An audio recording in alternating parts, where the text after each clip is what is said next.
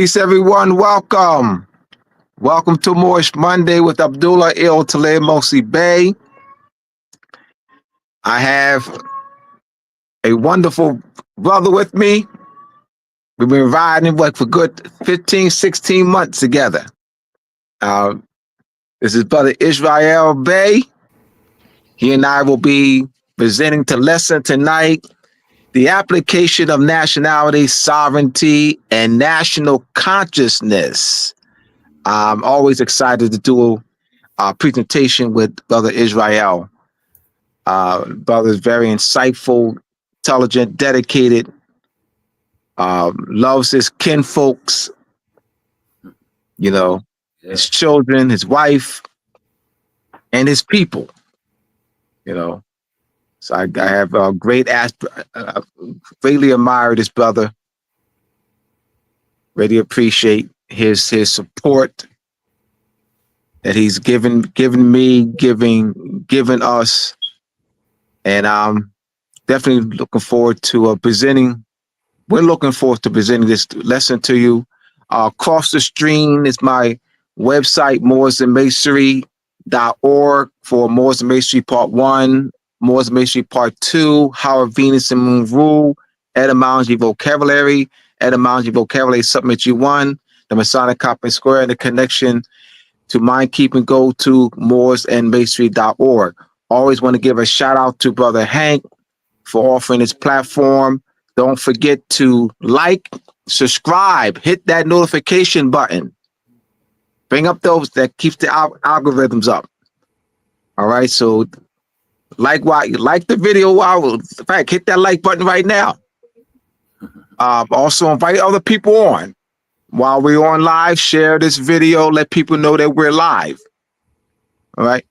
So without further ado, we're going to present this wonderful lesson, the application of nationality, sovereignty, and national consciousness. Brother Israel. All right.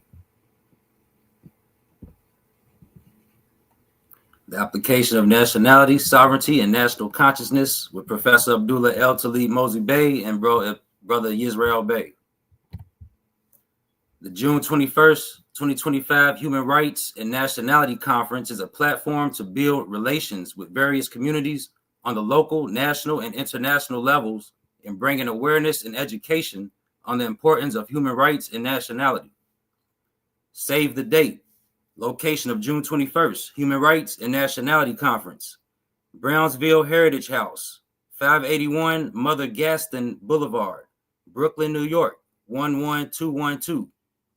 Saturday, June 21st, 2025, from 12 p.m. to 6 p.m. at the Brownsville Heritage House, Human Rights and Nationality Conference, supporting the United Nations Declaration of Human Rights.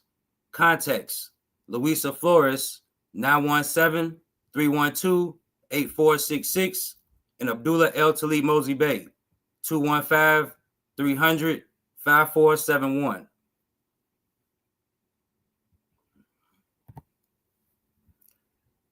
Trust and contractual legal safeguards. This 12-week course provides an in-depth exploration of trust, contracts, and the legal mechanisms that safeguard them. Our course: Master Trust Functions, discover the role of a trust protector, intellectual property law, demystify assigners and assignees, understand power of attorney, navigate licensing, lending, and renting, strengthening your contracts, and much more. New date: Saturday, May 10th, 2025. Duration: 12 weeks. Start date: Saturday, May 10th, 2025, from 2 p.m. to 5 p.m. Eastern Standard Time. Format: 100% online with live Q&A sessions. Tuition: $299.99. Moroccan Post for the people. More info, you contact Brother Abdullah Bey at 215-300-5471 or via email at etymologyvocabulary@gmail.com.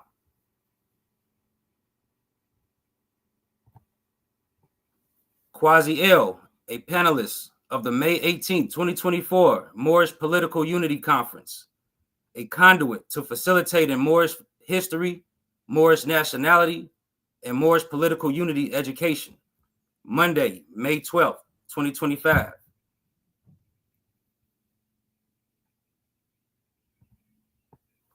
Abdullah Bey is with Yisrael Bey. Right. Authors of upcoming book scheduled to be released in spring 2026. Abdullah El Talib Mosey Bey and Yisrael Bey. Co-authors. The name of the book, the title of the book is The United States Constitution as the Continuation of European Discovery, Conquest, Subjugation, and Colonization of Moorish Lands and the Subjugation of Moors. Article 4, Section 3, and the 14th Amendment are international law applications, application of territorial sovereignty.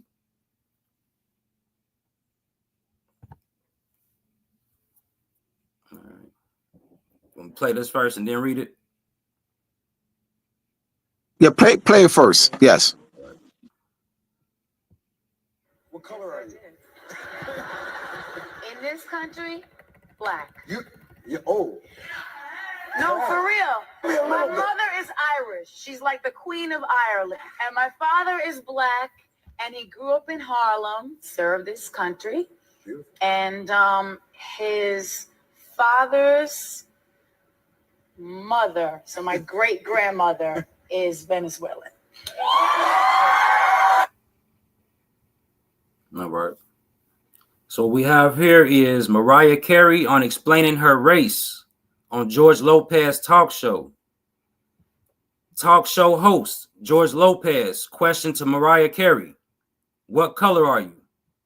Mariah Carey's answer, in this country, black. No, for real. My mother is Irish. She is like the Queen of Ireland. My father is black. He grew up in Harlem and he served his country. And his father's mother, my great-grandmother, is Venezuelan. So the analytical question, if Mariah's father's great-grandmother is Venezuelan and Mariah's mother is Irish, how did Mariah Carey become black? Now, so this is, now the question is this, what's the origin of this thought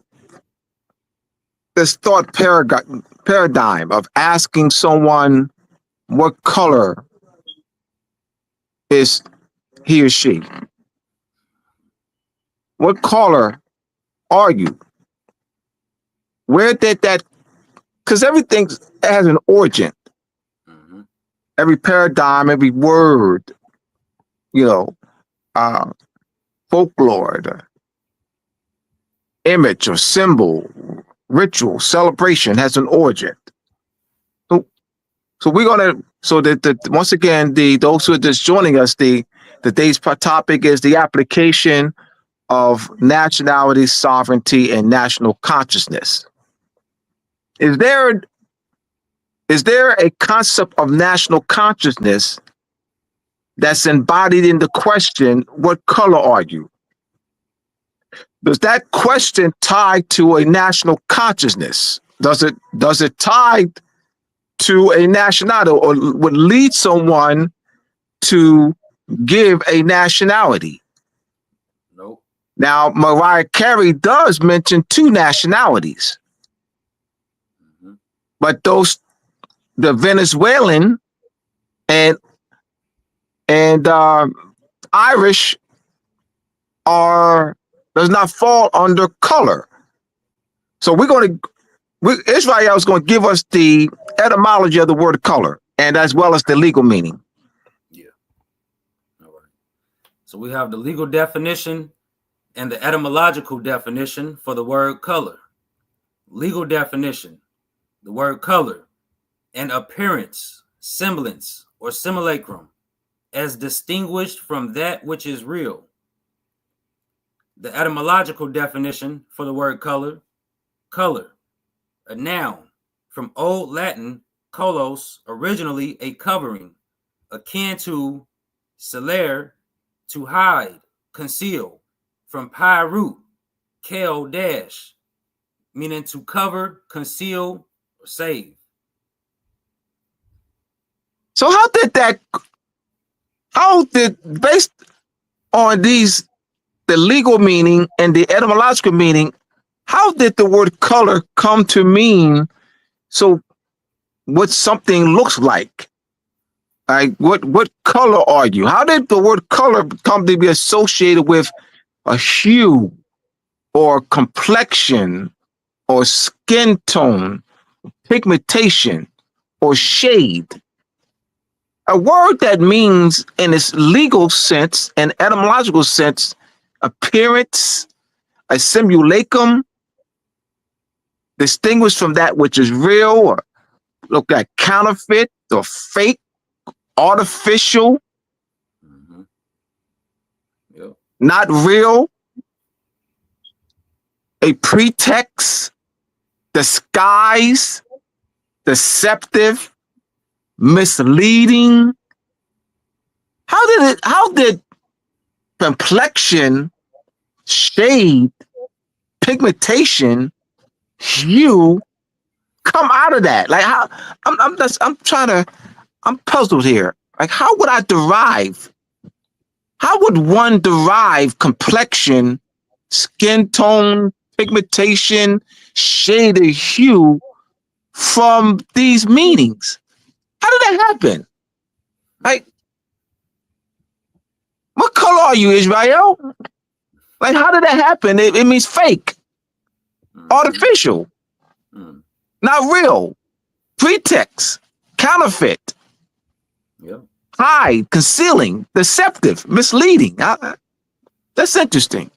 We're going to delve into that. All right. Fathers of the modern race paradigm. Francois Bonner. Number 1, Francois Bonner, French. 1684, Nouvelle Division de la Terre.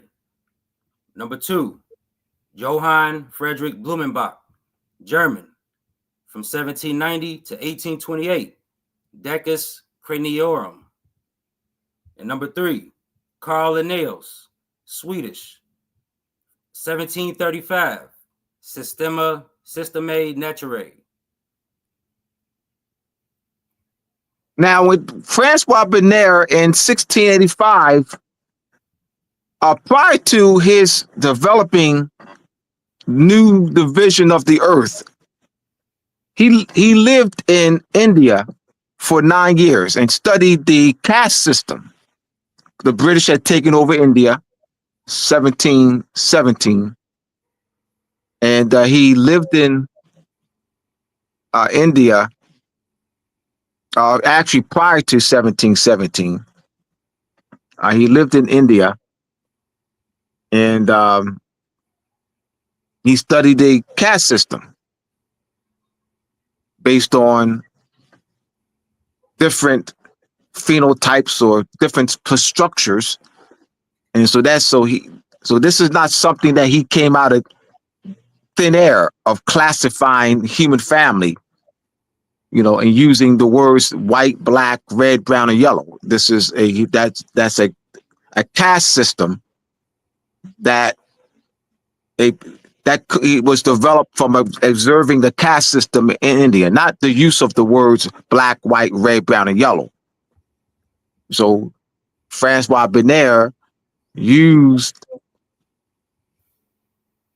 a system that dehumanizes the human family. Black, white, red, brown, and yellow. And it's called New Division of the Earth.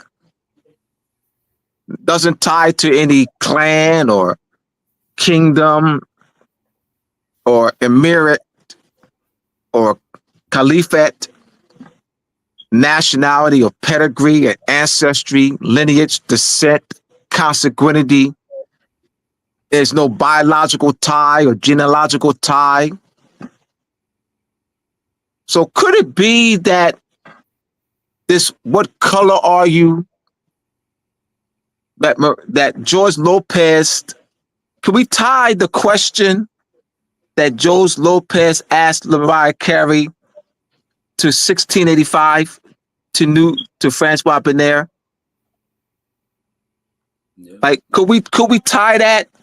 So that 1685, is alive and well, and so this constructive meaning of the word color, could we tie that to Francois Benaire? This using color to refer to complexion, skin tone, pigmentation, using a word where its etymology and legal meaning means hide or conceal, fake, counterfeit, artificial, deceptive, misleading, distinguished from that which is real, an appearance, a simulacrum, a pretext. Could we tie that? That's something to think about. So we're giving you to set this origin of this thought paradigm. Why didn't George Lopez ask Mariah Carey, what is your nationality? And Mariah Carey did identify her mother's nationality. Because she says, well, in this country, she said, remember, she qualified it. Mm-hmm. So that's a consciousness. All right. She did not answer like a Moor classified as Negro, color, black.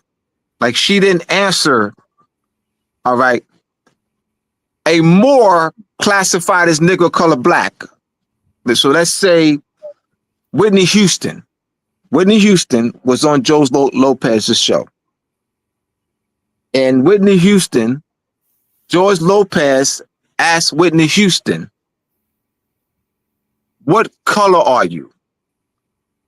Whitney Houston would have not said, as Mariah Carey said, well, in this country,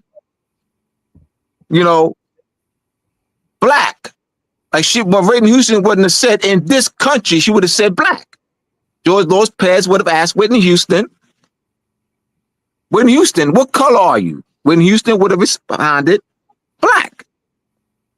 Mariah Carey did not respond that way. So that's not, so I'm just analytical skills, how she responded. And Whitney Houston would have not said, she would not have referred to any nationalities. Whitney Houston, Mariah Carey said, well, my mother is Irish.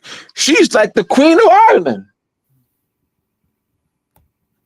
And my great-great-grandmother, father's mother, is Venezuelan. 2 nationalities. My father is from Harlem. He's black. See that? But Whitney Houston, Bobby Brown, Michael Jackson, you name them, wouldn't have not responded, well, in this country, black. So there's a level of consciousness with Mariah Carey. It's clear. It's clear. But she says, in this country. What can we analyze? We got to, we're just analyzing. Well, now we know that Moors classified Negro, color, black are not going to be able to do this. They're not going to be able to analyze. They would have listened to this. They would have listened to this interview, and it would have gone over their head. It wouldn't have been. They wouldn't be doing an Abdullah Bey. It wouldn't be doing Abdullah Bey. They wouldn't be analyzing it. They would be, well, because there's no thinking. There's no analysis at all. It's programming. All right, keep in mind. Come on, conscious Moors. You're conscious. Conscious Moors should be able to relate to unconscious Moors. Unconscious Moors cannot relate to conscious Moors. Why am I saying that? Because conscious Moors, like ourselves, was once what? In those shoes. But for the life of me, Israel, my 33 years of observation, for the life of me, conscious Moors seems for some reason cannot relate to unconscious Moors. Like, I'm baffled, Israel. I'm baffled that that conscious Moors who was in those shoes, who walked in those moccasins, cannot relate to unconscious Moors. It baffles me. 33 years of observation. It baffles me. What do you think the issue is with conscious Moors? That they can't relate. That they can't relate to when they were there. Like, we know that unconscious Moors can't relate to us. We know that. But I'm talking about conscious Moors. Why can't these conscious Moors relate to unconscious Moors? What's the disconnect? It's because based on my 33 years of observation, there's a huge disconnect. There's self-righteousness. There's bouginess. There's uppigginess. Yeah. What's your experience? I would say, through my experience and based on my observation, it's based on misconceptions. A whole lot of misconceptions, like it's the misconceptions leading everybody the wrong way. They're thinking they claim their nationality and that they're free, like just because they know what their nationality is, and they're applying it to themselves, so yeah, just misconceptions because everybody's about themselves when they do that. It seems like. Father Hank, you jumped on. You guys, you want to add?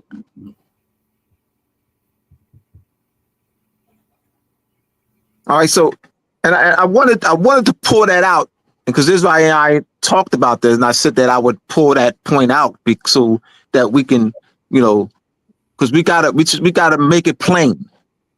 We gotta bring it to the audience in a way in which they can, see where we're coming from. So, and Israel did raise a good point with some conscious Moors, thinking they more so have arrived.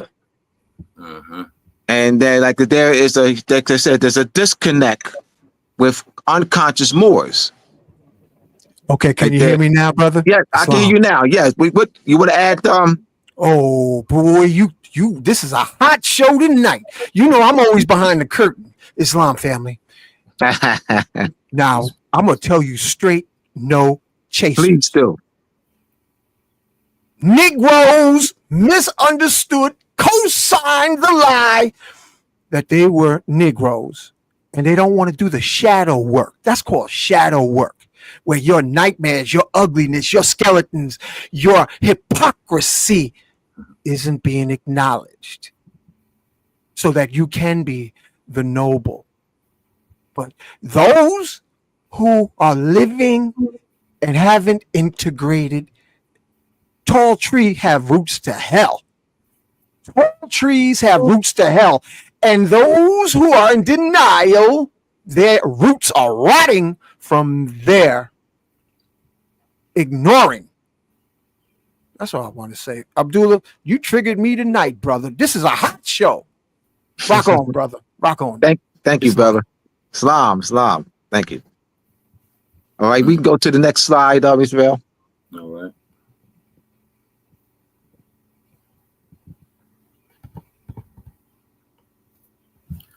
So this is an outline prepared by Abdullah El Talib Mozi Bey, co-founder, curriculum developer, and teacher of the Moroccan Post School of Government and International Law, Terrence Bey, school administrator. Outline: nationality is interrelated to the following principles: national sovereignty, self-determination, self-governance, national consciousness, national self-consciousness, national pride, national culture, national character, constitutional self-governance, national identity, national name, constitutional name, constitutional identity, the state's identity, sovereign identity of the state. All right. So when one says, our people say they're black or colored or people of color or Negro, there's no national consciousness. So there's no national character that's connected to that, to those words. Chinese, French, German, Irish, Polish. They can what? Connect to the flag, a national seal, a national coat of arms, a national anthem, national bird, national language, a national constitution, national customs, national holidays. Black, Negro, colored. So you see the damage that's been done to us as a people. And remember, there's no, and then we're conscious, so we're like, you know, I can't understand. These are some conscious Moors. I can't understand why they can't get it. I can't understand why they can't get it. Because it's deep, my brothers and sisters. Come on, conscious Moors. It is deep programming. There's no thinking with it. Like, we're thinking now because we're awakened. They're not awakened. I would go to my experiences in the school. I've taught chapter 9, chapter 11 of Moors and Masonry Part 2. My experience of teaching nationality to 5,000 students in Kansas City Public School. But I actually developed lessons based on the questions students would ask me. And one of the famous questions that students would ask me, Mr. Bay, what are you? So I developed a lesson from the question.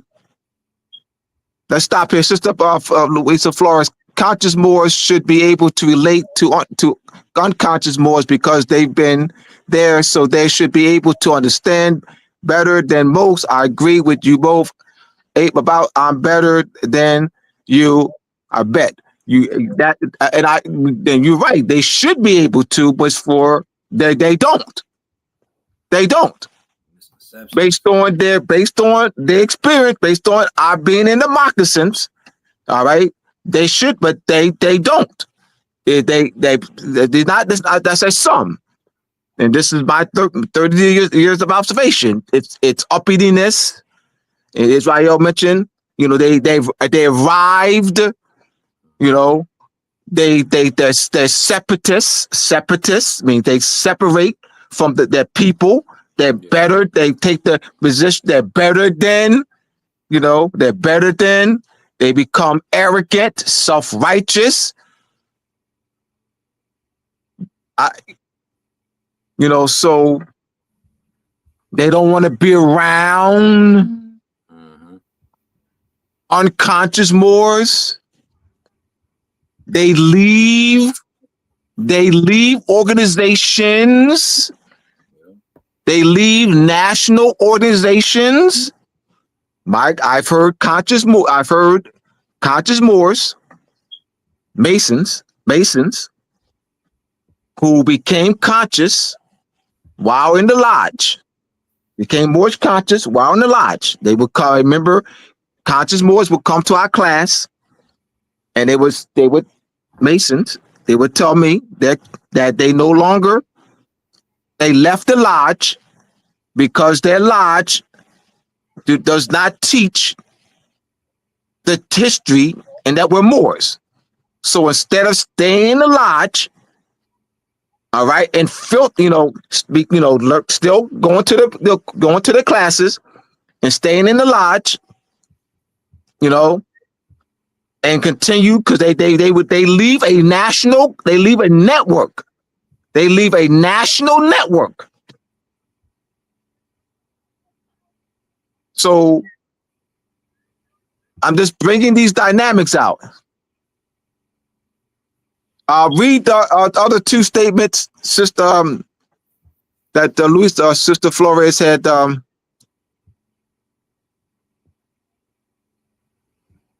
right, so since I am conscious more than is my ability, capability, accountability, and the responsibility to have the patience to teach others. I have my children. I will not send my children to another group.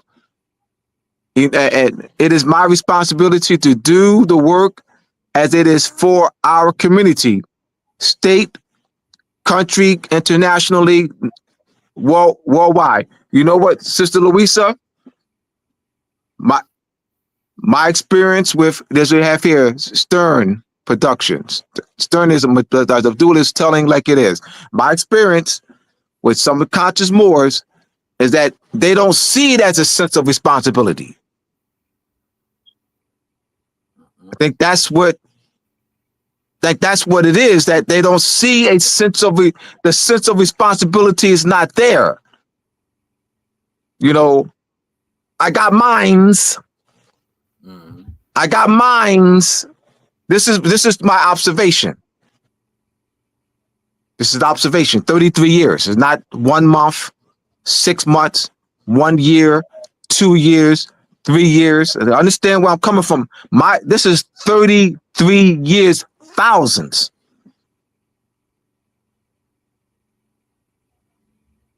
Thousands. So it's not some small sample size of 1 year, 5 or 6 people. I'm not. Oh no, absolutely not. I deal with logic. Absolutely not. And I recall my earlier days of more consciousness. My first few months.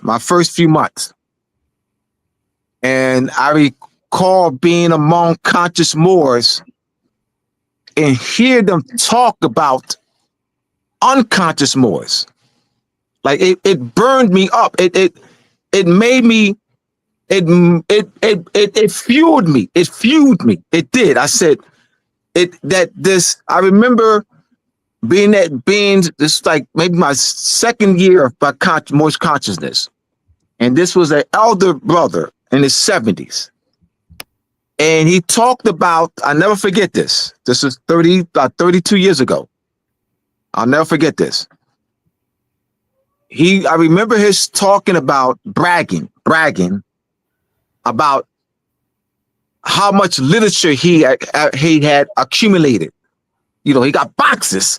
I got boxes of literature, boxes of paper. You know what I mean? And I said to him, because taking accountability, taking responsibility to be my brothers and sister teachers, I said to him, have you, produced a book? Have you gotten it? What are you going to do with the information?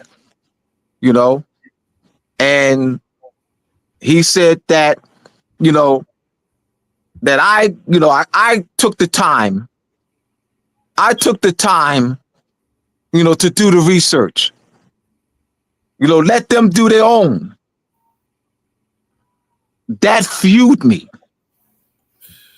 That I said, I will never be like that. I will never be like that. So I wish, my brothers and sisters, I wish I was lying. I really wish I were lying. I really wish what I just said I made up. I'm not. I really wish I want to lie, but I'm serious about what I'm saying. I was disappointed. This is the elder. I'm 27. I'm 27 years old. This is the elder in the 70s. I'm 27 or 28. An elder saying this. I couldn't believe it. I was so hurt, disappointed, but it did fuel me though to never be like that. And I need to tell these stories. This is part of the, this is part of the presentation of telling our experiences. My experiences, is longer than Israel because I'm, much older than I'm got him by 20 years and about 33 years of, involvement. So I was disappointed. And Louisa's right. The accountability is not there. That it takes a village to raise a child. That's not there. Ujima is not there. Ujima is not there. It's not there. I got mines. That's improper grammar. It's mine. I got mine. Yeah. All right. Israel, what say you before we move on? You covered it for real. You gotta get these misconceptions out of the way. That's get everybody back, get everybody to the principles. You gotta get back to the principles, international principles, legal principles. Yeah. Show the people. We'll move on to the next slide. We're collecting our tools at the moment.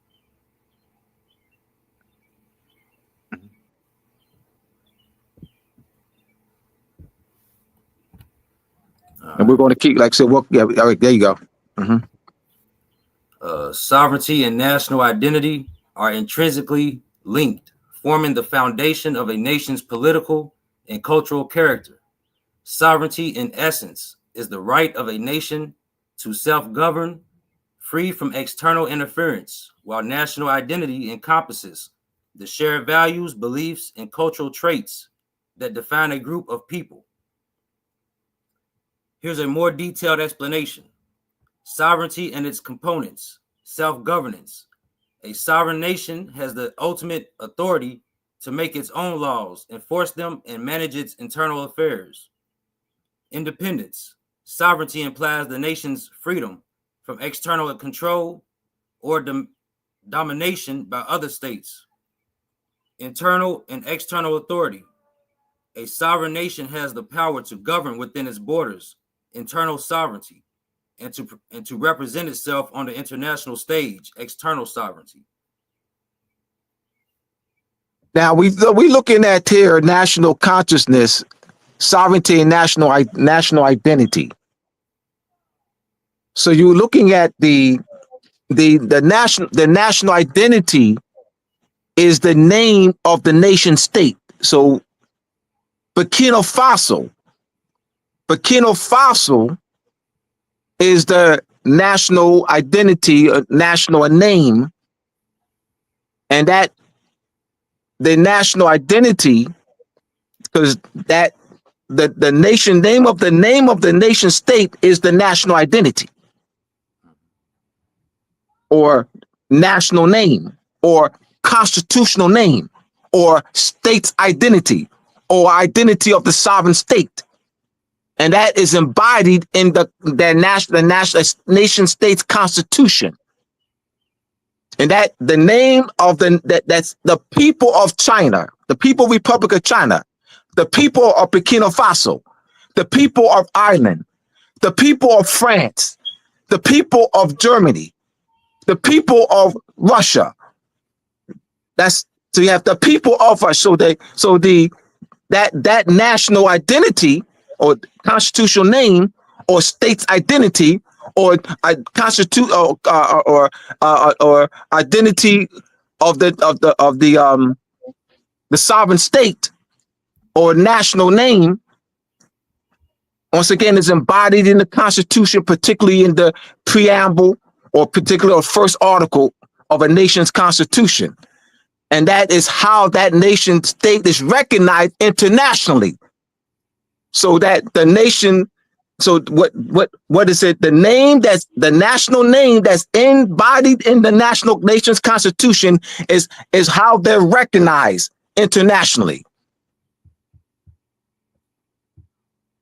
So that the national character, or also there are some constitutions have what the description of the national flag in the Constitution, the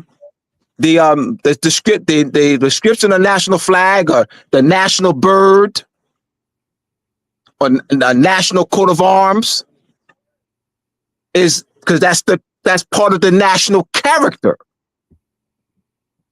And then also it's legislated. So that becomes part of the national character. The national holidays becomes part of the national character. The national language that's drafted in some constitutions. The national song is legislated. So it becomes part of the national character. So see how that works. The word people, used in the political sense, means the repository, POS, is the root, put or place, the RE, all right, so it's a storehouse. So the national constitution, the word people, used in the political sense, is the repository of the national sovereignty, the collective sovereignty of the people vested in a national constitution. And once again, the national name is embodied, is drafted in the Constitution. The national name matches the nationality. China, Chinese. Burkinabe, Burkina Faso, Burkinabe. France, French. Germany. So see how that works. The nationality is connected to the sovereignty. Continue, Israel.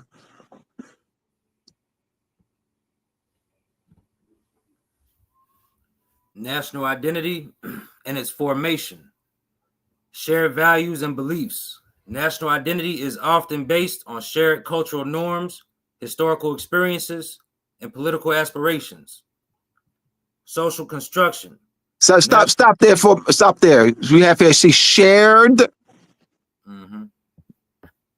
based on shared, that's the key word, culture norms, historical experiences, and political aspirations, shared. Yeah. See, with Black, there's nothing, because it doesn't tie you to a national identity. There's no national character that's embodied in the word Black, or people of color, or colored people, or Negro. See what they damaged us. So that's they dehumanized. We've been dehumanized, and the subjugation being maintained. United States has maintained our subjugation. United States, let's continue to be clear. United States did not subjugate us. Hear me out. I mean, how can you say, well, United States subject? No, they did not. They've maintained, meaning, what I mean by that, the United States did not subjugate us. What I mean by that, United States did not initiate the subjugation. We were already subjugated. The 14th Amendment. The 14th Amendment was not how they subjugated us. In order for the United States to draft the 14th Amendment and apply the 14th Amendment to us, they had to already have what? Territorial control over us. Like they had to already have the claim. Like, if I'm going to draft and I'm going to apply the 14th Amendment to you, I have to already have the claim over you. It's not you draft the 14th Amendment and then they make the claim with the 14th Amendment. No, follow me, my brothers and sisters, follow me. United States invaded Hawaii, 1893. The Hawaiian people didn't sign anything. The native people of Hawaii, no the birth certificate, no marriage license, no driver license, nothing. Nothing. So those no instruments subjugates them. No United States instruments subjugates the native people of Hawaii. No birth certificates, no marriage license, no driver license, no credit cards, none of that subjugates the native people of Hawaii. They were already subjugated. United States invaded the kingdom of Hawaii, subjugated, and international laws come subjugated, and what that means through acquisition of territory, through the international law process of subjugation, what that means is that United States a new title acquires a new title through subjugation. Through cession, there's a transfer through a treaty. Through a treaty, there's a transfer of title. But through subjugation, there's a creation of a new title. So there's two different applications. Subjugation, all right, and treaty cession. Treaty cession, there's a transfer of title of land. So there's a transfer of territorial sovereignty. So the Queen of Hawaii did not transfer territorial sovereignty to the United States. She didn't sign anything. She didn't surrender. She did not sign a surrendering treaty. She did not transfer the Hawaiian territorial sovereignty to the United States. United States subjugated, therefore acquiring a new title through subjugation. Territorial, one of the elements of territorial sovereignty is through the process of subjugation, United States gains territorial sovereignty over the kingdom of Hawaii, therefore also gaining control over the inhabitants. There's nothing that's signed. Conscious Moors have been taught it's the birth certificate, the marriage license, driver license, Social Security cards. It's none of that. The United States has territorial sovereignty. United States acquired territorial sovereignty through Great Britain, through France, through Spain. And it's through that application they also gain control over the inhabitants. It ain't the birth certificate. It ain't the marriage license. It ain't the driver license. It's nothing you signed. This is very important. It's very important to know the proper application, because that leads us to the remedy. Because we're thinking birth certificate, marriage license. So we attack it individually. Abdullah Bey, Abdullah Bey, we send all your driver license, your marriage license, your birth certificates, Israel, Luisa Flores and them, Clarence, Stern, individually. I'm talking about what we taught individually. Individually, y'all.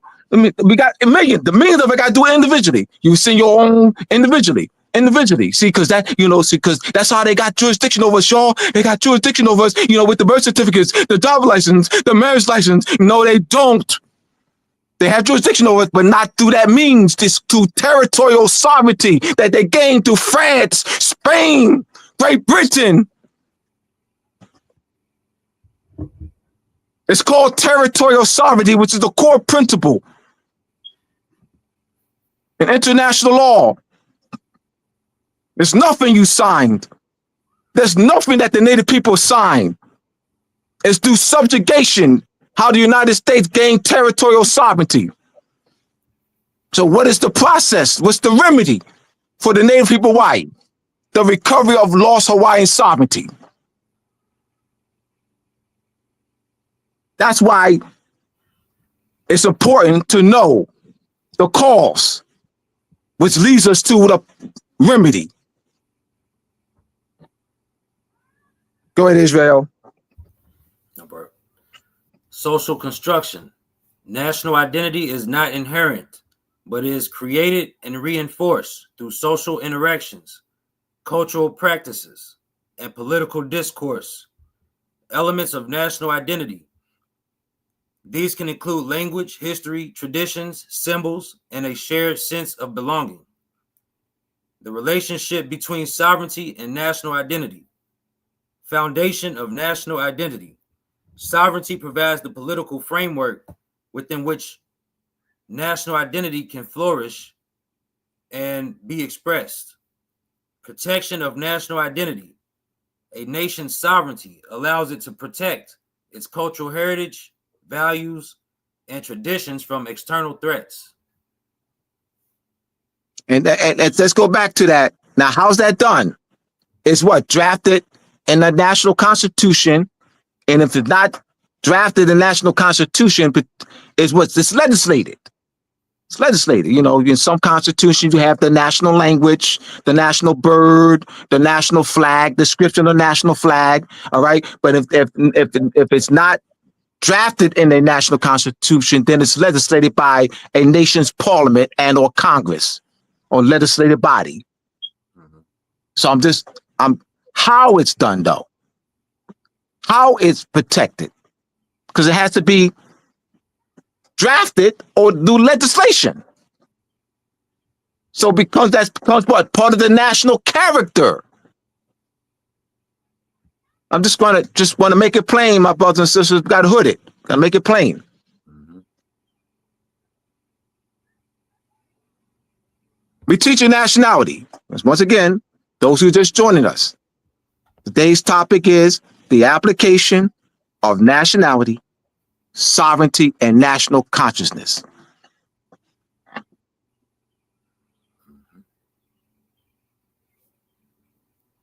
All right. So, definition of nation's purpose.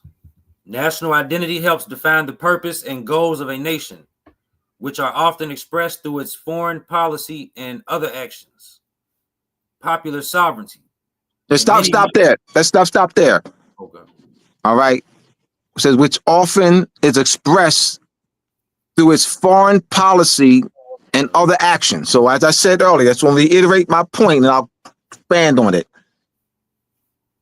The national identity and or constitutional name or national name or state's identity or identity of the state is what? Drafted in the Constitution. The people of Burkina Faso, the people of France, the people of Republic of China.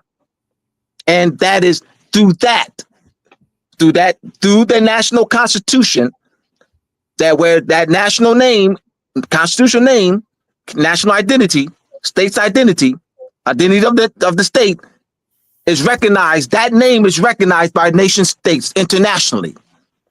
So that's first. That I'm using that as a launching pad first. I've got to use that as a launching pad. Because of that is why, which is often expressed through this foreign policy and other actions. But first, got to have the launching pad. That's the launch. Give me the launching pad. Begin to see the the importance of a constitution, or all nations don't have a constitution. You would have what? Based on the legal system. Based on their legal system, you would have what? The Quran. The Quran is the constitution.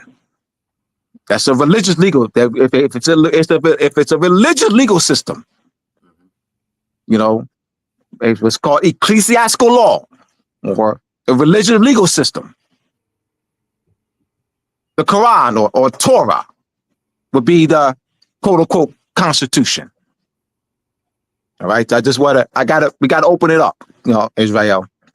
You understand that there's other legal systems. Mm-hmm. Yep. All right. So popular sovereignty. In many modern democracies, popular sovereignty, where the power ultimately resides with the people, is a key element of national identity and a foundation for self-governance. Let's go back to, once again, just give the launching pad. The launching pad, once again, all right, so popular sovereignty. Here we go. The people of Burkina Faso. That's popular sovereignty. So we're reading this, but then we got to get them to, we want them to be able to identify popular sovereignty when they see it. The people of Burkina Faso, the people of France, the people of Germany. The word people used in the political sense, once again, and I'm only reiterating this because we're reading a term here, popular sovereignty, and I want to just give you an example. So we got to get the application. Once again, it's the application of nationality, sovereignty, and national consciousness application. And I thank you, Israel, for adding the word application, because that's important. Yeah.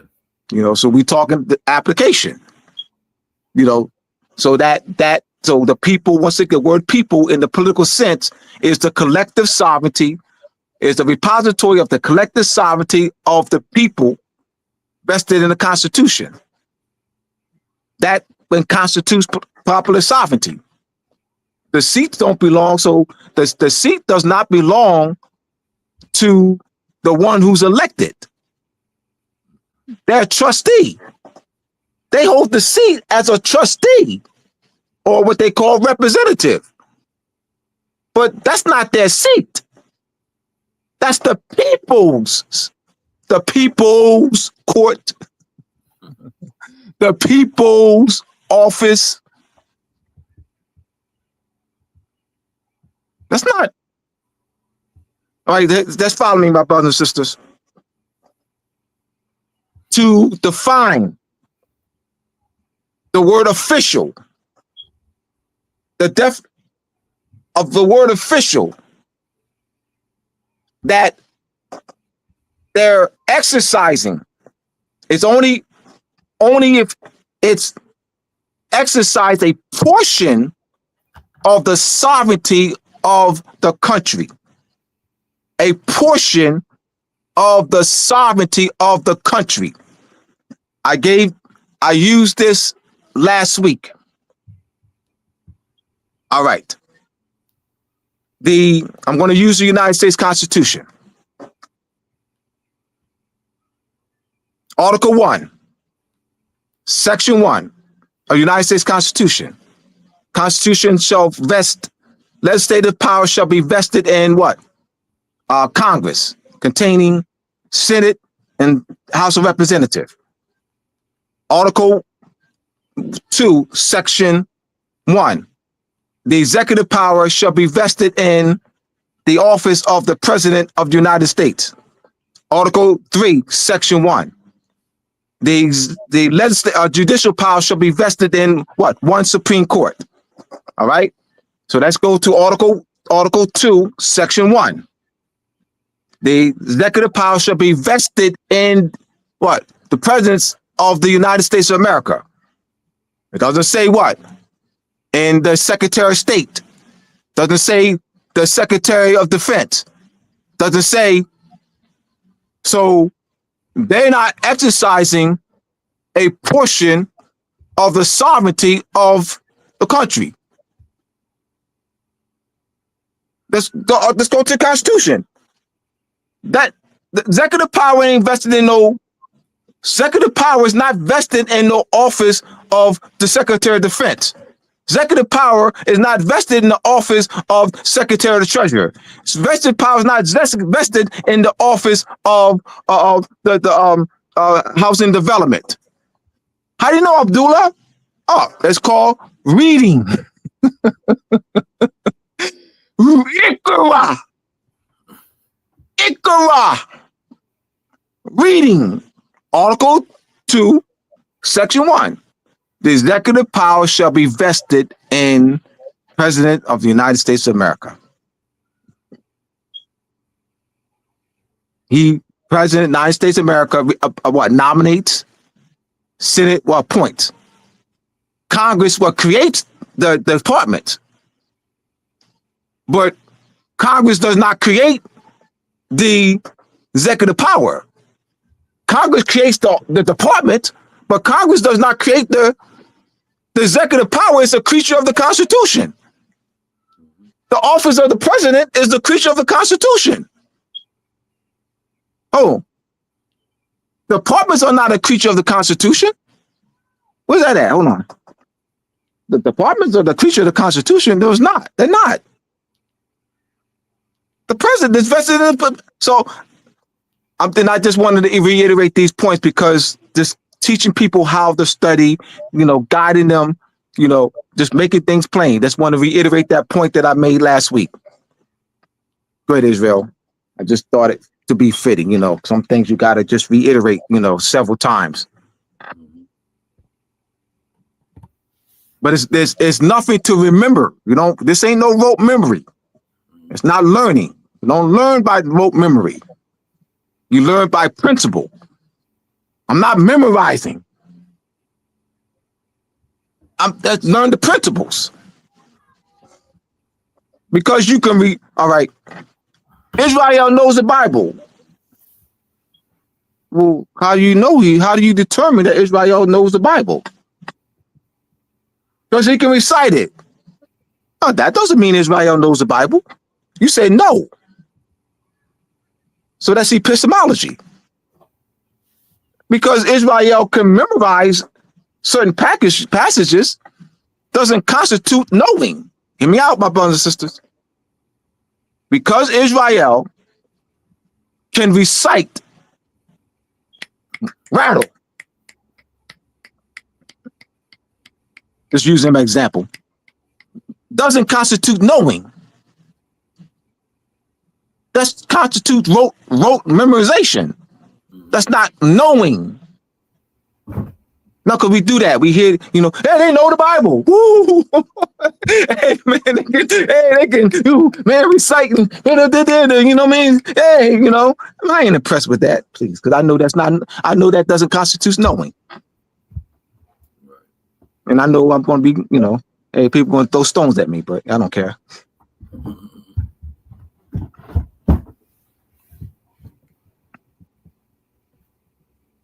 Go ahead, Israel. All right. National consciousness refers to a shared sense of identity and understanding among people within a nation, rooted in common cultural, linguistic, or ethnic background. It involves an awareness of the collective and a realization that without them, there is no us, highlighting the interconnectedness of individuals within a nation.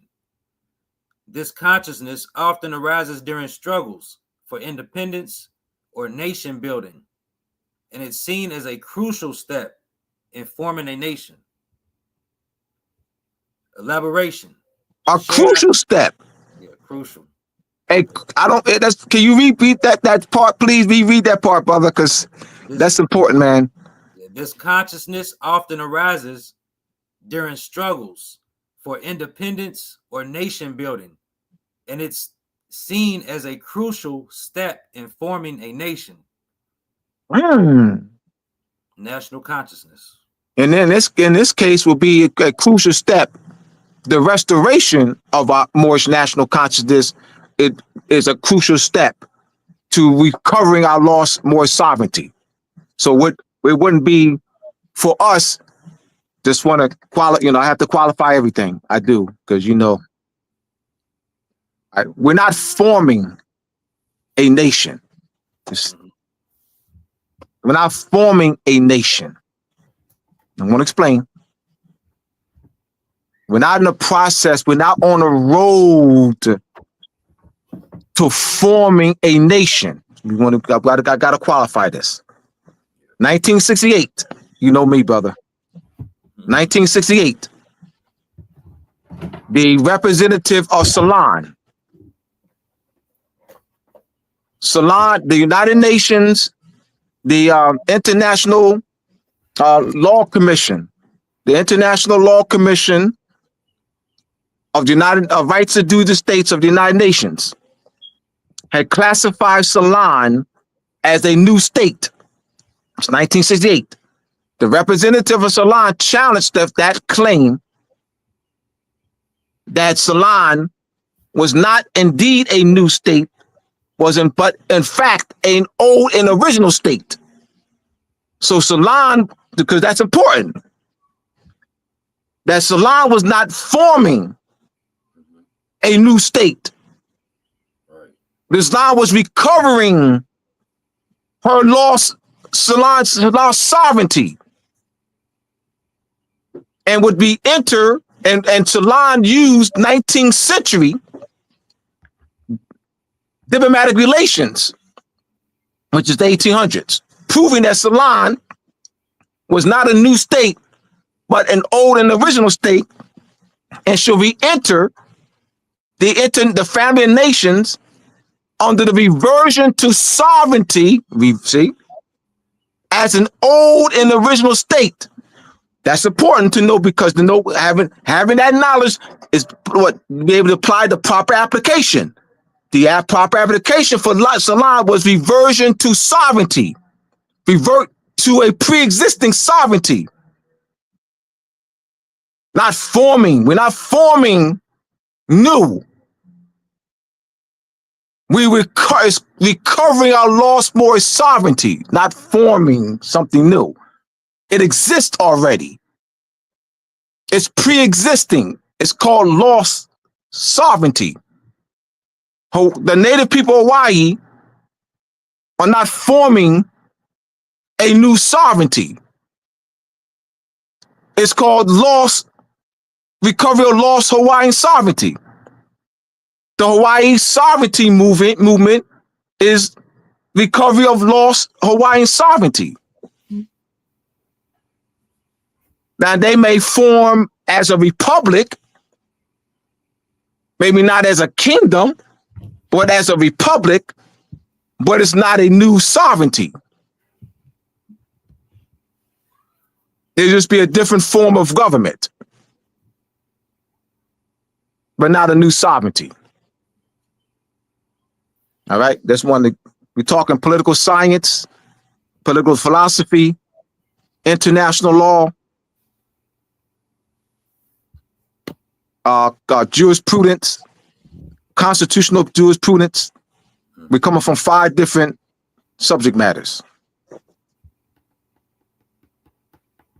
But you see the importance of having the 5 different subject matters, because it's needed to even have this type of lesson, this type of lesson. Oh, and also etymology.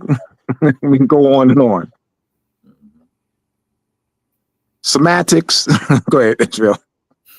But I want to, like I said, we got to open the people up, man. We got to open them up. All right. So yeah, elaboration, shared identity and understanding. National consciousness signifies a shared sense of belonging and understanding among people within a nation, based on common experiences, traditions, and values. Collective awareness.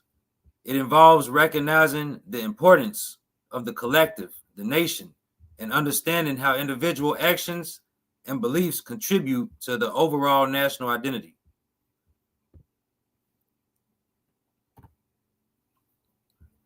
Foundation for nationhood.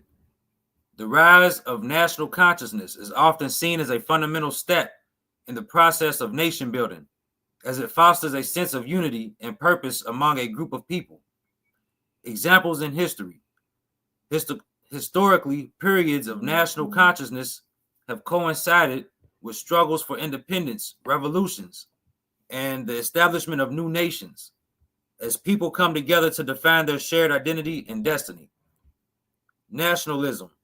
While nationalism is a political principle that often arises from national consciousness, it's important to note that national consciousness itself is a more neutral concept that refers to the awareness of shared identity and belonging within a nation, according to Ernest Gellner.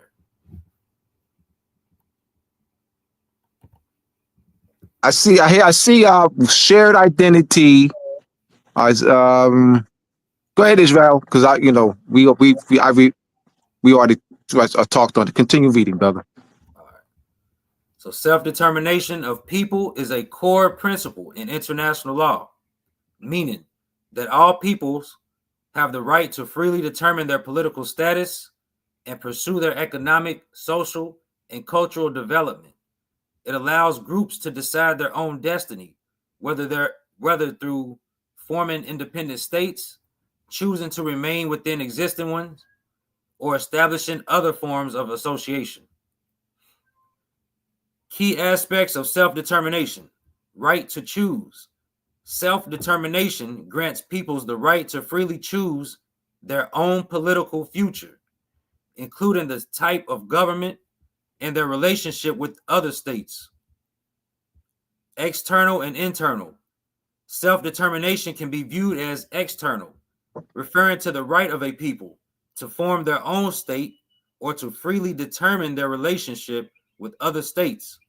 Internal self-determination, on the other hand, refers to the right to choose their own political and administrative system within the framework of an existing state.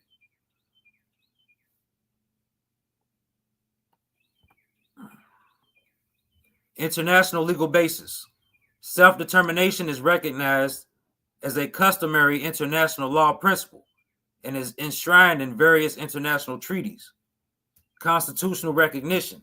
Many national constitutions also recognize the principle of self-determination.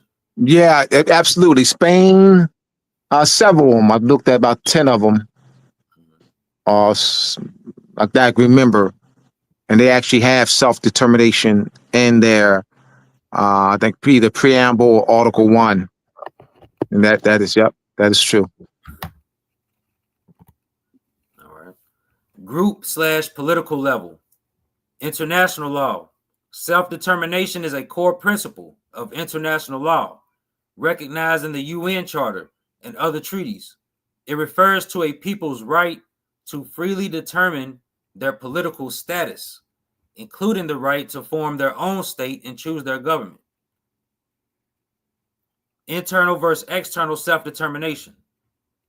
Internal self-determination focuses on the right to representative government within a state, while external self-determination refers to the right to independence or secession. Historical context. The concept of self-determination gained prominence after World War I, with U.S. President Woodrow Wilson advocating for it in his 14 points. It played a significant role in decolonization and the formation of new states after both world wars. Modern significance. Self-determination remains a crucial principle in international relations and is often invoked by groups seeking to achieve political autonomy or independence. Now,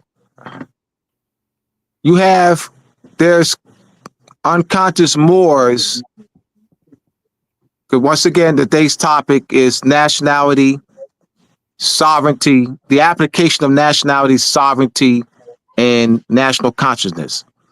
So there's conscious Moors who will push for solidarity, or they'll use the term self-determination, but they make the claim that they're black. There's no self-determination in that claim. because it's tied to nationality. It's embodied in nationality. It's not separate from nationality. Self-determination. Black.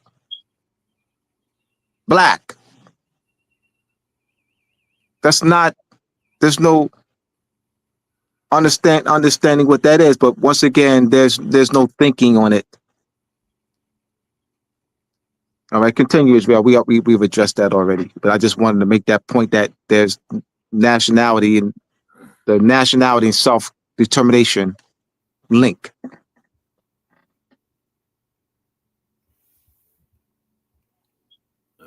All right. I think King's backstage too. King's backstage. Yeah. You want to? All right. Can we bring Hank? Good. All right, my man. You got the floor, King. You got the floor. You're muted. Okay, let me. You got the floor. Okay, so let's kind of simplify this so they can understand how to follow this. When understanding national principles, how to go about, we're gonna clear up this puzzle. So understanding jurisprudence, the philosophy of law. When you understand that, then you can start putting the puzzle together, because then from philosophy of law, you can start understanding the principles. Once you understand the principles, then you can identify the elements. So when we looking at this, this is the blueprint. Understand the jurisprudence so that you can understand the principle associated with every instrument.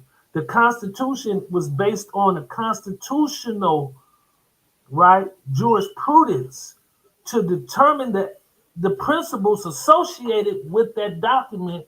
Now you can identify the elements necessary to see if you perfected a claim under that instrument. So this is how the blueprint works. Understand the jurisprudence, to understand the principles, to understand the elements. Once you understand the elements, now you can see if you perfected the claim. Now, when we're talking about our national identity and all of these other things, these are associated with national principles. What is our national principles? So when we come up with our jurisprudence based on our Moorish identity, Moorish nationality, based on a sovereignty that pre-existed, right? We got to go back to the root. What was our ancestors saying? What was their principles? What was their national origin? What was their basis of that?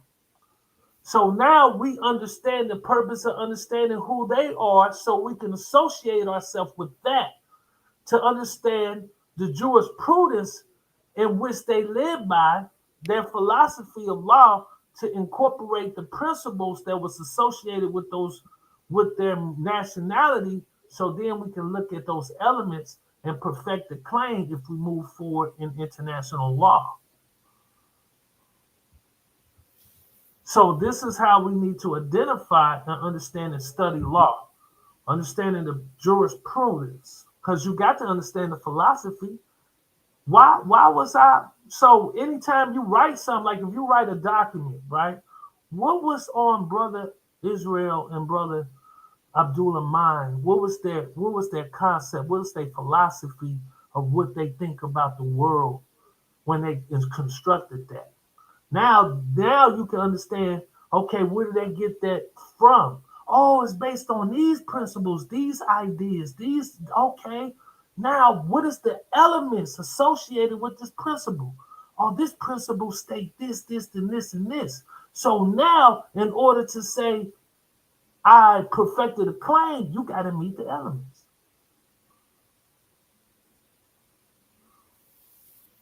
This ain't hard, family. We just been coming from we have different schools of thoughts and people not understanding the jurisprudence, so that then they can show you the blueprint. Because when I go to court and I'm looking at something, I'm basing it off of this structure. What is the philosophy? What is the principle? What is the elements? It's the same thing. It's a recurring event. Every time I go to court, I don't change because this is what it's based off of. When you really know law.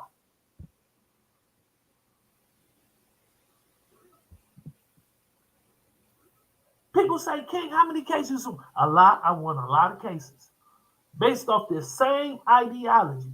Another change. I never changed it up. And I made it simple. So now when we start talking about nationality, recovery of lost sovereignty, what is that? What is the principle behind that? What is the international jurisprudence in recovery of lost sovereignty based on what principles? Then those principles got to reveal the elements that exist so you can perfect the claim, so you can perfect the action and say, okay, Abdullah, we met this, and this. We meet the burden of proof because we met these things. This is how you lay it down. This is not hard. This is if I can learn it, I know a lot of other people can learn it. I just took the time to understand what I was doing and a lot of years of practice. Then I got with Brother Abdullah and shot off. Now with Brother Israel, we just merged. It's coming together, etymology, epistemology, understanding all of these things so we can give you the full essence of nationality, to stop giving you misconceptions talking about the Moors wrote the Constitution, making false claims. Because if you understood what national pride is, national identity, customary law, international customs, as it relates to Moors, you wouldn't identify that with that colonizing instrument. It doesn't fit into the scheme of what the jurisprudence of law of what was going on, because Moors had their own constitution. They had their own national identity. And it didn't look like that. Because that instrument keep us under subjugation and cession. Moors would never call themselves black. Why? Because it take them out of their international claim. Black is not an international law term. That's not a claim that you can use under treaty. That's not a treaty. That's not in the language of treaty.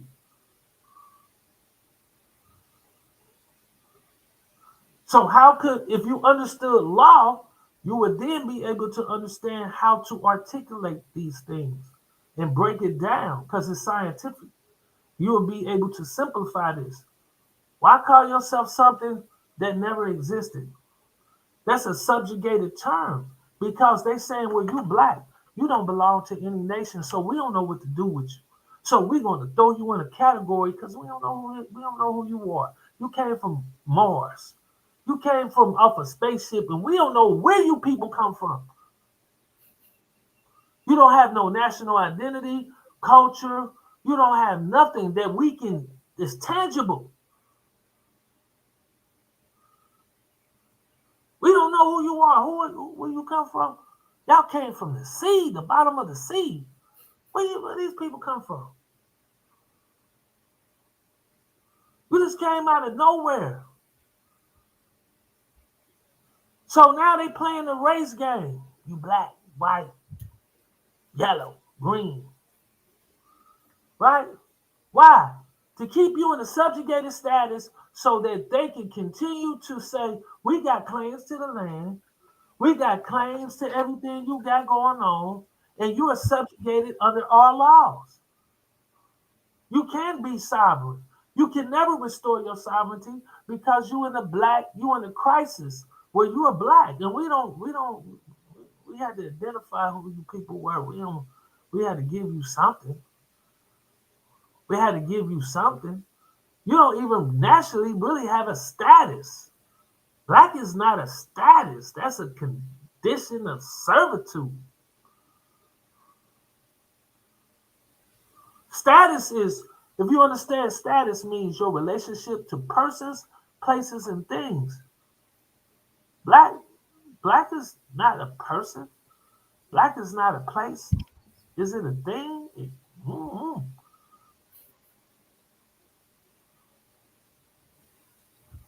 So now you are out of the context of constitutional language, an international language. You're not even in the you're not even a human being. You are in inevitable, what they call it, object. You are object. You are a fiction of law. A fiction of law. Intangible. Mm-hmm. Right? A fiction. Something that gives the appearance of real, but is not real. Yeah. The word color. You're colorable. What do that mean? You're colorable. And in law, what do that mean? You're colorable. This is a colorable action. They're trying to, so you know what they got to do when they look at that as a colorable action? They got to come in. The state got to come in. The government got to come in. They got to, because you're not recognizable. They have to step in.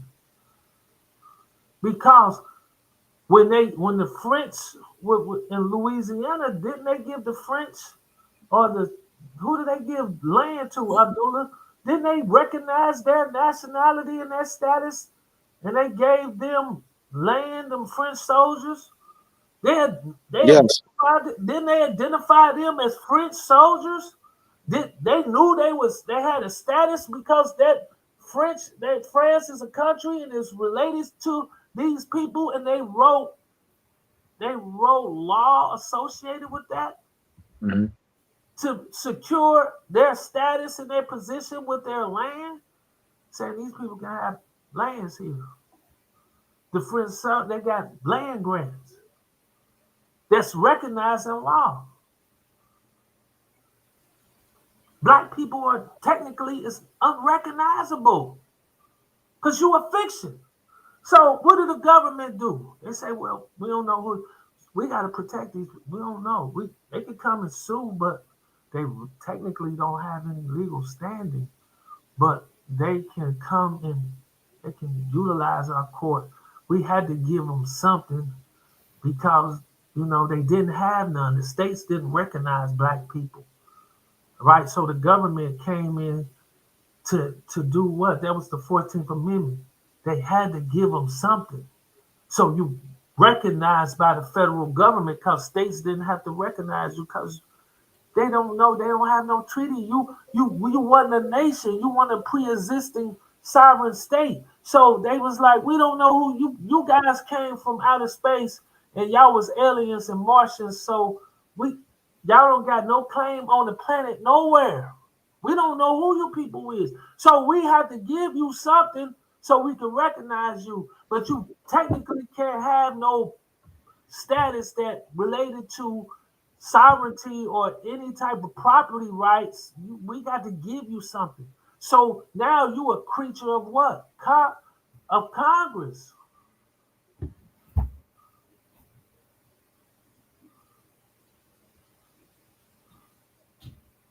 They wrote the 14th Amendment, right? The Constitution was amended, but they said it was for Black folks. But in the 14th Amendment, don't say nothing about no Black folks. Do it say Black people in the 14th Amendment? In the substantive, in the constitutional language of the 14th Amendment, do it say that we recognize Black people? No. Show me a statue, a federal or state statue, right now today. Let's say we recognize Black people as sovereign people of the past that had rights and land rights and grants or anything associated with that.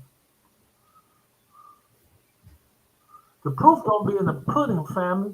If you understand history, you understand language, you understand, you will be able to read.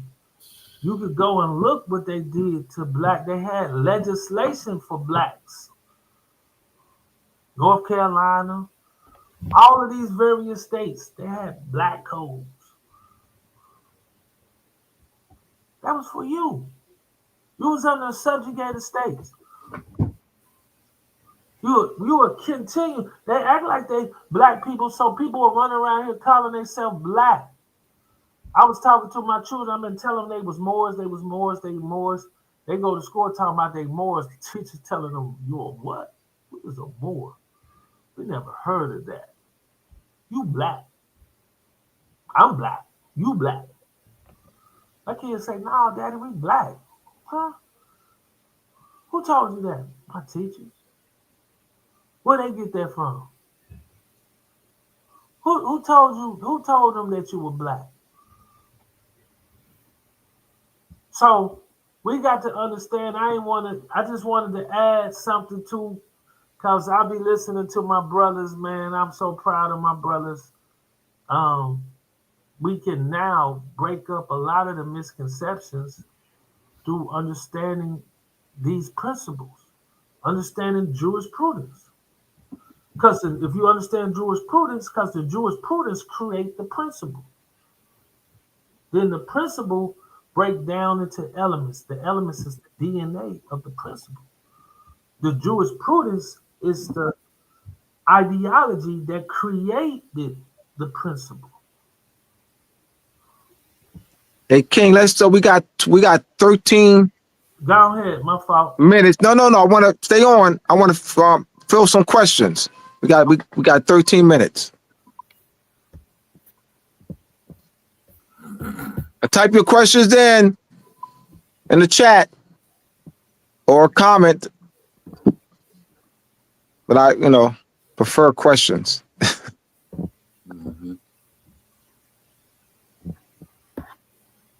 Type your questions in. Let me see if I go to the chat. How do I do this? Comments. All right. Then I see our people are still. We got comments here. Questions. You got any questions? Drop some questions.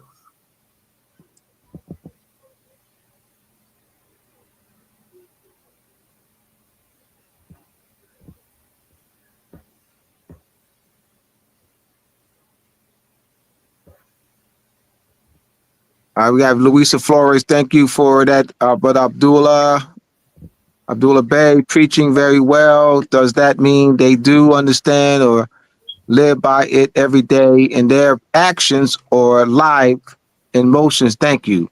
We have Sexylism, the goddess, Shalom. Malik Day, Teach King.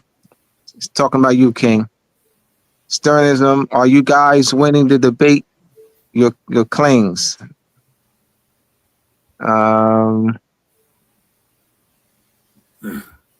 Luisa Flores, Ujima, collective work and responsibility, not separated, no division, no segregation.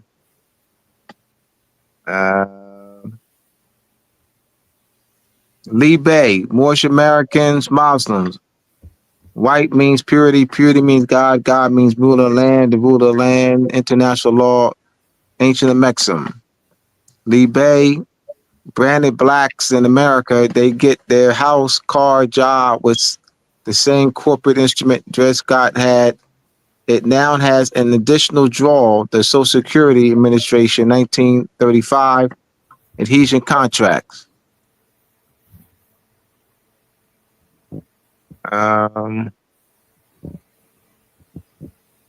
Kenneth L. Bay, international law. Oppenheim, page 352, section 299. The most important mode of acquiring nationality besides birth is that of naturalization in the widest sense of the term. Luisa Flores, one of the 7 Kwanzaa principles of law is umoja, unity. Subjugation after, right? This was earlier. Sabir Bey, peace, Abdullah. Jeffrey Bey, love, truth, peace, freedom, justice. Luisa Flores, yes, but they still have more of it to learn. Kenneth, these were earlier. Got quite a few comments. I read Luisa's earlier. Luisa Flores, 1685 is alive and well. Color is not a skin tone. It is misleading. Yep.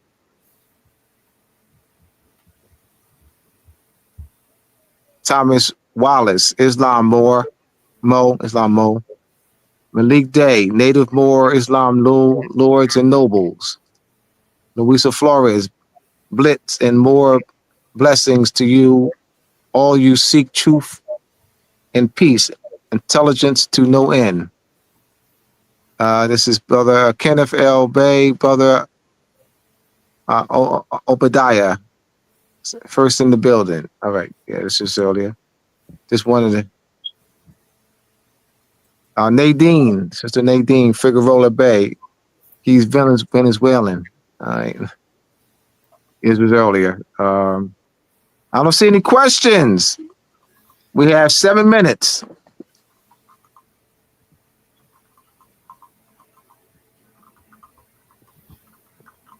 Those are questions I went through all the comments. I just wanted to acknowledge people. I thank you all, my brothers and sisters. So since there are any questions, King, you want to, Israel, you want to, you got any? We got 6 minutes. Let's see. Now, did you read the comment where they said that they are not taught anything about Moors or anything that predates slavery? The school should be sued. Yeah, no doubt.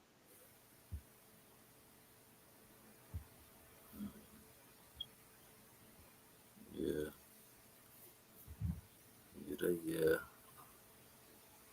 That's King? Go ahead, Israel. Yeah, man. I was just saying, there's definitely miseducation in the schools. You know, it's. Subject, yeah. Maintaining subjugation. Right. Yeah, that's absolutely. Yeah. King? Yeah, so we got this class coming up. Yeah, go ahead. So in this class, we're going to be talking about some heavy stuff. This is the Trust and Contractual Legal Safeguard course, which starts Saturday. This Saturday, May 10th. Well, the class, class is still open to be registered. Registration is still open, and then we'll even have it open for a few weeks after the class starts. All right, so it's this Saturday from 2 to 5, 12-week course. So go ahead, King. In this course, I'm going to give you a plethora of information, various terms, understanding trust. What's the purpose of the trust? What's the difference between a common law trust and a statutory trust? And how do that come into play? Which one is constitutionally protected? Which one is statutory? And which creates minimum contacts within the jurisdiction in which the state or the federal government can make a claim and pierce the veil. So you got to understand how to associate yourself with everything and anything. Understanding these terms, understanding how to look at trust, what's the purpose of the trust, legacy trust. I talked to Brother Israel and Abdullah about legacy trust, understanding the difference of trust, understanding the principles associated with what you're trying to accomplish, understanding that you have a common law trust was created under the chancery, under the common law of England.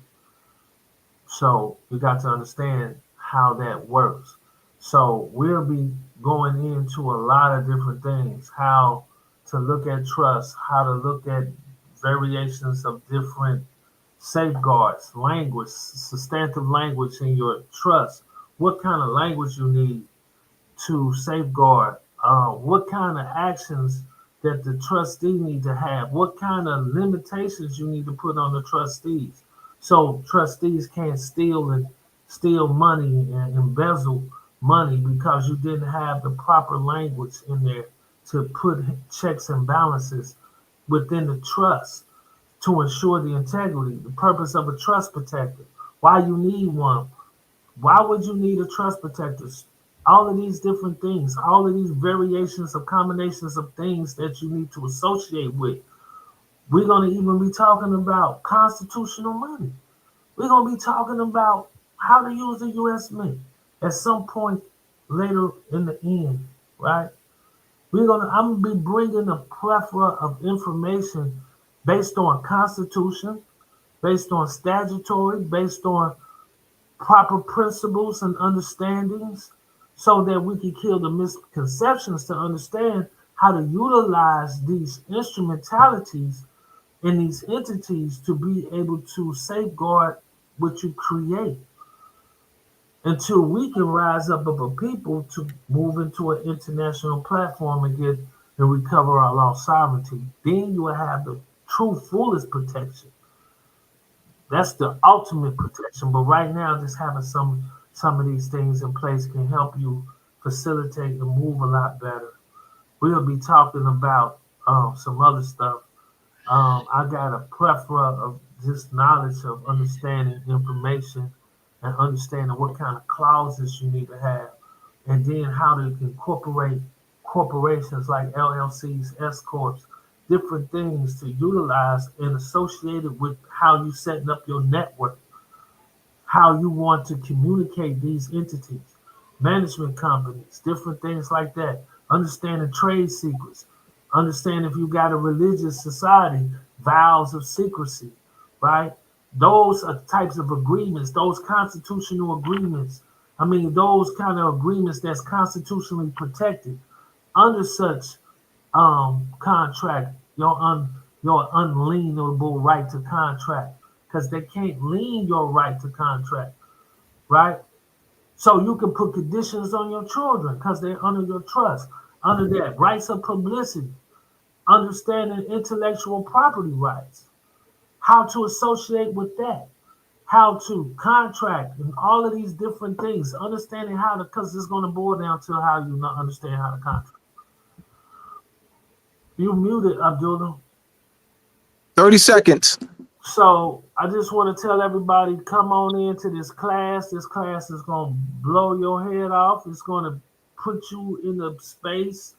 You're going to hear information that I know you haven't heard, because me and Abdullah and Brother Israel is bringing information that's pretty much new to the community, right? We're bringing proper concepts, right? We're bringing proper, because we can stand on that, because we really know proper concepts. This is not a game. We're not lying to the people. This is real study. So I thank everyone. It's time to, for tuning in tonight. This is King L Bay. Make sure you come and subscribe to this class, man. It's gonna change your life. Come on in. All right. So see y'all this Saturday, May 10th. Register now. Register now. We'll put the link on our Facebook pages. The Eventbrite link. Registration is still open. Thank you, Brother Hank. All right, for this platform. Next week, Brother Quasi-Ill. Brother Quasi-Ill will be my guest next week. All right. So until next week, 7 p.m., May 12th. Peace, everyone. Peace. Peace.